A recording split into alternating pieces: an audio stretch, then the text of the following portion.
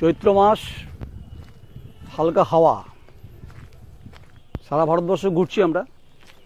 এই মুহূর্তে রয়েছি তমলুক, যার ইতিহাস ছত্রে ছত্রে রয়েছে। This program is sponsored by, আচ্ছা সেগমেন্টের নাম আছে হাওয়া ঘুরছে 2024। Doctor ABG pathoscan, Shyamsayar park, Khosbagan, Bardhaman 713101।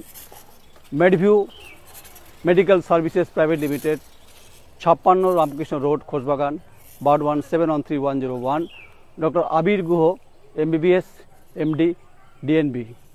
এই প্রোগ্রামটার স্পন্সর ডক্টর আবির গুহ এবং ডক্টর এবিজি প্যাথোস্ক্যান এবং Medview medical services private limited.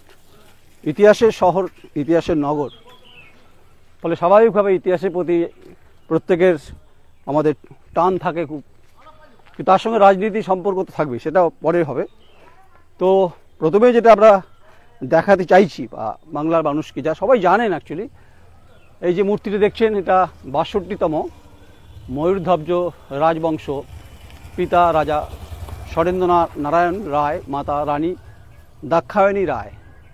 প্রবীণ স্বাধীনতা সংগ্রামী কর্নেল ডক্টর ধীরেন্দ্র নারায়ণ রায়ের জন্ম শতবর্ষ উদযাপন 1930, 1932, 1933 সালে কারাবরণ করেছিলেন।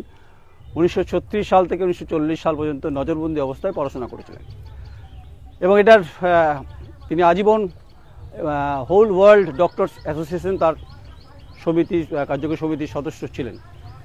তার জন্ম 1994, মৃত্যু 1977, 28 মে। উদ্বোধন করেছিলেন এখানকার তৎকালীন সাংসদ শুভেন্দু অধিকারী, যিনি এই মুহূর্তে বিরোধী দলনেতা। তাই ইতিহাসের নগরী, ইতিহাসের সভ্যতার সঙ্গে সঙ্গে তমলুকের রাজবাড়িও আমরা দেখাবো, ধাপে ধাপে দেখাবো। তাই চৈত্র মাসের হাওয়া যেমন খুব সনসন করে বইছে না, কিন্তু যেটা বইছে সেটা ইতিহাসের ভূমিতে দাঁড়িয়ে ইতিহাসের প্রতি কৃতজ্ঞতা, ইতিহাসের প্রতি দায়বদ্ধতা আমাদের প্রত্যেকেরই আছে, এটা হওয়া উচিত। ইতিহাসকে কোনোভাবে অসম্মান করা যায় না, অসম্মান করা উচিত না, কারণ ইতিহাসের ওপরে নির্ভর করে আমাদের সভ্যতা, আমাদের নগর, আমাদের বিকাশ সব কিছু বেঁচে থাকে। রাজবাড়ির কোণ থেকে সূর্যের হালকা ছটায় আমাদেরকে প্রস্ফুটিত করছে, উজ্জীবিত করছে, যেটা আমরা জীবনে প্রতিদিন বাঁচার ক্ষেত্রে আমাদের বোধ, আমাদের জাগরণ, আমাদের বেঁচে থাকার সমস্ত হচ্ছে বরুণ দেব, হচ্ছে তিনি প্রধান। তাই প্রথমেই যেটা দেখালাম, তারপর আসি। এই যে দেখছেন কালো ঘোড়া, এর নাম হচ্ছে ঘরু বেটা, নাম জ্যাক। মাত্র 12 বছর বয়সে 13 সেপ্টেম্বর 2021 সালে রাজবাড়িতে পরলোক গমন করে। তাকে এত ভালোবাসতেন বলে তার জন্য এই মূর্তিটা তৈরি করেছেন এখানকার কর্তৃপক্ষ।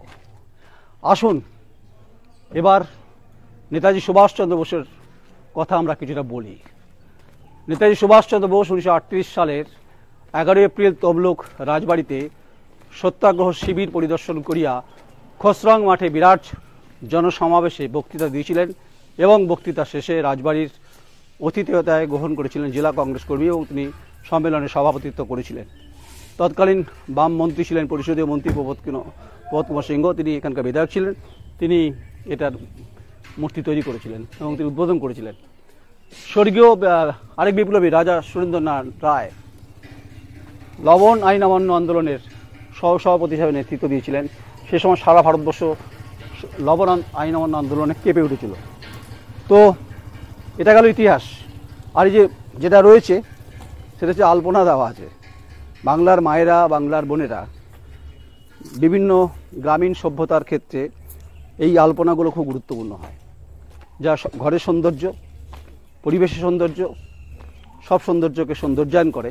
এই আলপনাগুলো বিভিন্ন রঙে রাঙিয়ে দিয়েছেন এখানকার মায়েরা। সামনেই দোল আসবে, খুব স্বাভাবিকভাবে বিভিন্ন রং মিলনদের মধ্য দিয়ে, রঙের মধ্য দিয়ে এখানে দোল উৎসব হবে। তাই তমলুক ইতিহাস, তাম্রলিপ্ত নিয়ে অনেক কথা ইতিহাসের পাতায় পাতায় রয়েছে। যেদিকেই তাকাচ্ছি সেদিকেই ইতিহাসের বিভিন্ন টুকরো টুকরো স্মৃতি, যেগুলো আমাদেরকে উদ্ভাবনী শক্তির ক্ষেত্রে, অর্থাৎ কথা বলার ক্ষেত্রে বা শব্দচয়নের ক্ষেত্রে আমাদেরকে প্রেরিত করছে না, অনুপ্রাণিত করছে। রাজবাড়ি দেখছেন, জরাজীর্ণ পরিস্থিতি, কঙ্কালসার চেহারা, রাজা নেই, রাজত্ব নেই, রাজ্যপাট নেই, শুধু কাঁটাতার দিয়ে ঘেরা। যাতে কোনোভাবে এখানে কেউ অবাঞ্ছিত মানুষজন ঢুকে না পারে। তার জন্য এটাকে পুরোপুরি ঘিরে রাখা হয়েছে এবং কিছু জায়গাতে লোহার খাঁচা তৈরি হয়েছে। একসময় তো রাজা ছিলেন, ঘোড়া তো ছিল সেই সময়, ঘোড়া টকবক করে সেই সময় ফুটতো। সেই সময় তো এখান থেকে রাজ্যপাট চলতো, তাম্রলিপ্ত নিয়ে অনেক আলোচনা তো ইতিহাসের পাতায় রয়েছে।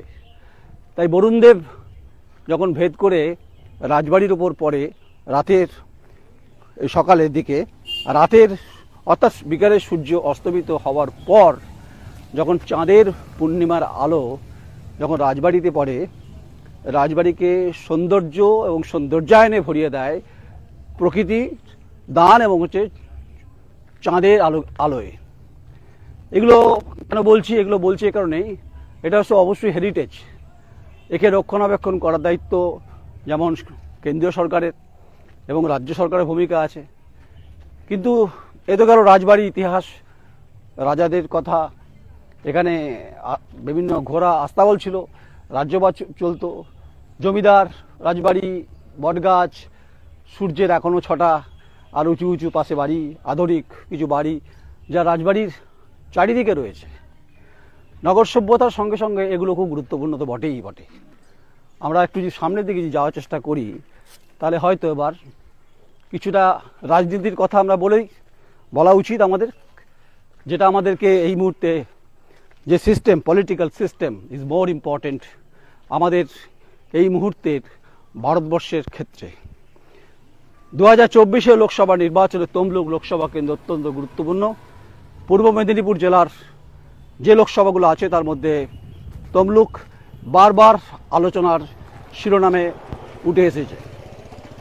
তো আমরা বারবার করে যেটা দেখাচ্ছি, আমরা ফিরে যেতে চাই সভ্যতা, পুরনো সভ্যতার দিকে। আমরা অবশ্যই ফিরে যেতে চাই প্রাচীন ইতিহাসের খোঁজে। যতই আধুনিক ইতিহাস নিয়ে আলোচনা হোক না কেন, অর্থাৎ মডার্ন হিস্ট্রি ইজ ইম্পর্টেন্ট হতে পারে, কিন্তু পাশাপাশি প্রাচীন ইতিহাস, প্রাচীন সভ্যতা, প্রাচীন রাজত্বকাল, তাদেরও কথা ইতিহাসের পাতায় ছত্রে ছত্রে প্রস্ফুটিত আছে। এটাই বাস্তব। আমার সহকর্মী আসছে, ডান দিকে বড় লেক, খুব মনোরম পরিবেশ। অনেক আসেন পর্যটক, আসেন এখানে ঘুরতে আসেন, দেখতে আসেন, ইতিহাসের টানে আসেন, ইতিহাসের ভালোবাসায় আসেন, ইতিহাসের প্রতি সম্মান জানাতে আসেন। তাই সম্মান জানানো আমাদের দায়িত্ব, আমাদের কর্তব্য, এটা বাস্তব সত্য। তাই ইতিহাসকে নিয়ে আমরা বেঁচে থাকি, বেঁচে থাকার চেষ্টা করি। কিন্তু ইতিহাসের অলিগলি দিয়ে ঢুকে যাচ্ছে রাজনীতি। এটাই হচ্ছে ভারতবর্ষের এই মুহূর্তে খুব দুর্ভাগ্য কিনা বলতে পারবো না, কিন্তু পলিটিক্যাল সিস্টেম দেশের অর্থনীতিকে কণ্ঠরুদ্ধ করছে কি না, শ্বাসরুদ্ধ করছে। বেঁচে থাকার জন্য রুটি, কাপড়া, মাকানের কথা যখন আমরা বলি তখন তো এই কথাগুলো আসবেই। আমরা একদম রাজবাড়ির সামনেই রয়েছে, আমার সহকর্মীকে বলবো আমি এদিকে ঘোরার জন্য। এটা হচ্ছে রাজবাড়ির এই গেট, হ্যাঁ জরাজীর্ণ গেট, এবং এটা কাটা তার, যেটা সীমান্তে থাকে সেরকম নয়, ব্যাপারটা যাতে কেউ ঢুকতে না পারে। তমলুক লোকসভার মধ্যে যে কটা বিধানসভা আছে, পাঁশকুড়া পূর্ব, তমলুক, ময়না, নন্দকুমার, মহিষাদল, হলদিয়া, নন্দীগ্রাম গুরুত্বপূর্ণ। পাশেই হলদিয়া বন্দর রয়েছে, বঙ্গোপসাগর রয়েছে, পারে হলদি নদী রয়েছে। নন্দীগ্রামের কথা সবাই জানেন, এটুকু বলার কিছু নেই। দেশ স্বাধীন হওয়ার পর 1952 থেকে 1957 সালে প্রথম মেম্বার অফ পার্লামেন্ট হয়েছিলেন সতীশচন্দ্র সামন্ত।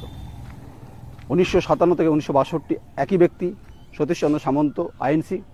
1962 থেকে 1967 সতীশচন্দ্র সামন্ত। 1967 থেকে 1971 সতীশচন্দ্র সামন্ত। 1971 থেকে 1977 সতীশচন্দ্র সামন্ত। আর 1977 থেকে 1980 সুশীল কুমার ধারা, যার কথা শুভেন্দুবাবু মাঝে মধ্যেই বলেন, যার কথা মাঝে মধ্যে সতীশ সামন্তের কথা, প্রয়াত সতীশচন্দ্র সামন্তের কথা বারবার বলেন।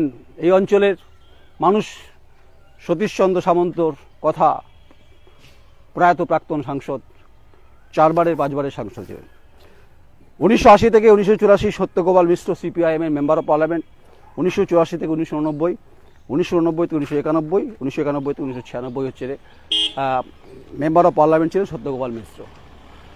এবং হচ্ছে খুব স্বাভাবিকভাবেই আমরা তারপরে যদি চলে যাই 1996 থেকে 1998 জয়ন্ত ভট্টাচার্য, 1998 থেকে 1999 লক্ষণ শেঠ, আসবে এই প্রসঙ্গে।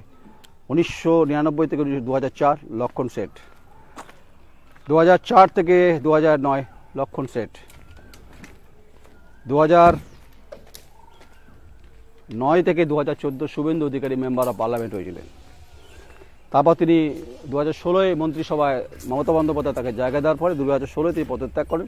এখানে উপনির্বাচনে তার ভাই দিব্যেন্দু অধিকারী জেতেন, সেটা 2016 থেকে 2019, আর 2019 থেকে 2024 দিব্যেন্দু অধিকারী প্রার্থী ছিলেন। এবারে বামেদের প্রার্থী সায়ন ব্যানার্জি আইনজীবী, আর তৃণমূল কংগ্রেসের প্রার্থী হচ্ছে দেবাংশু, তরুণ তুর্কি নেতা। কিন্তু আসল খেলা তো বাকি আছে এখনো। আসল খেলাটা কি জানেন তো? এটা হচ্ছে শুভেন্দু অধিকারী গড়, যার কথায় হাওয়া বাতাস নড়ে, যার কথায় হচ্ছে রাজনীতির ঘুরপাক বঙ্গোপসাগরে ঢেউয়ের মতো। যতই এখানে তৃণমূল কংগ্রেস দেবাংশুকে দিক না কেন, বামপন্থীরা সায়ন ব্যানার্জি দিক না কেন, সায়ন ব্যানার্জিদের পূর্বসূরি লক্ষণ শেঠের বিরুদ্ধে যে অভিযোগগুলো আছে এবং লক্ষণ শেঠকে ঘিরে যে তমলুকের যে ঘটনা এবং নন্দীগ্রামের যে ঘটনার স্পেশাল ইকোনমিক জোন, যা জমিকে কেন্দ্র করে উত্তপ্ত বাংলার রাজনীতি, তা সেই সময় সিপিএমের বামফ্রন্টের কবরে কিন্তু পেরেকটা পুঁতেছিলেন। অভিযোগ হচ্ছে লক্ষণ শেঠ।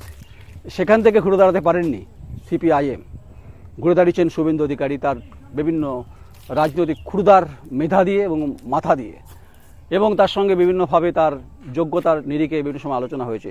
তিনি যোগ্য না অযোগ্য তার বিশ্লেষণ তার বিরোধী দল করবে, কিন্তু পলিটিক্যাল মেধা তো আছেই শুভেন্দু অধিকারী। তাই নিশ্চিত থাকুন আপনারা, এখানে প্রার্থী এখনও ঘোষণা হয়নি ভারতীয় জনতা পার্টি।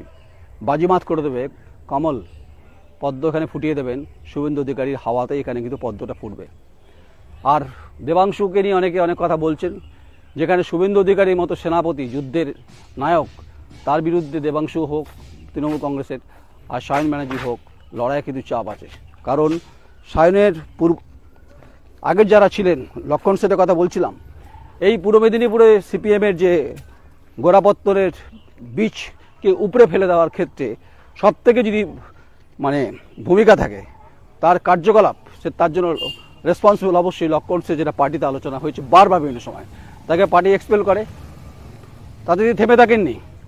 নন্দীগ্রামের রক্তাক্ত পরিস্থিতি, রক্ত বিপ্লবের কথা বিভিন্ন সময় আলোচনা হয়েছে, বিভিন্ন কমিটি গঠন হয়েছে। কি দেখুন, এই রাজ্যের মমতা বন্দ্যোপাধ্যায় নন্দীগ্রাম ইস্যুকে সারা পৃথিবীতে নিয়ে গেছেন। হাড় হিম করা সন্ত্রাস, সেই সময় গোপালকৃষ্ণ গান্ধী তৎকালীন রাজ্যপাল, এগুলো আলোচনা আসবে। তাই শুরুই করেছিলাম রাজবাড়ি ইতিহাস, রাজবাড়ি সাম্রাজ্য, তার সঙ্গে সঙ্গে সতীশ সামন্তের কথা, সুশীল ধারার কথা, লক্ষণ শেঠের মতো বাম নেতার কথা।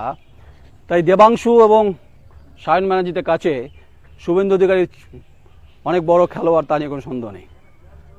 এখানে হাওয়ায় ঘুরিয়ে দেওয়ার মতো তিনি একাই যথেষ্ট।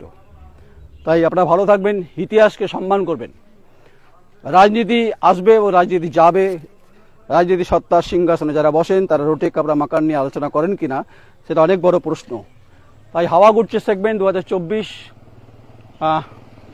Doctor ABGS pathoscan centre, Shyamsayar south, Khosbagan, Bardhaman 1, Medview medical services private limited, 56 Ramakrishna road, Khosbagan, Bardhaman 1, doctor Abir গো MBBS MD DNB। আবার দেখা হবে অন্য কোনো লোকসভায়, অন্য কোনো কেন্দ্রের সামনে কাঁথিতে যাব আমরা। তাই লড়াই শুভেন্দু অধিকারীর সঙ্গেই হবে, ছায়ার কাঁতে হবে না। তিনি মেঘের আলোয় যুদ্ধ করেন না। তাই আমার পারসেপশন অফ এক্সপিরিয়েন্স যা বলছে, এখানে বাম এবং তৃণমূল কংগ্রেস কোলকে পাবে বলে মনে হয় না। কারণ শুভেন্দু অধিকারী লড়াইয়ের বাজিমাত করবেন, এটাই হচ্ছে ইতিহাস। নমস্কার, আমি নয়ন রায়, আমার সহকর্মী সৌমিত দফাদার, তমলুক লোকসভা, জেলা পূর্ব মেদিনীপুর। নমস্কার।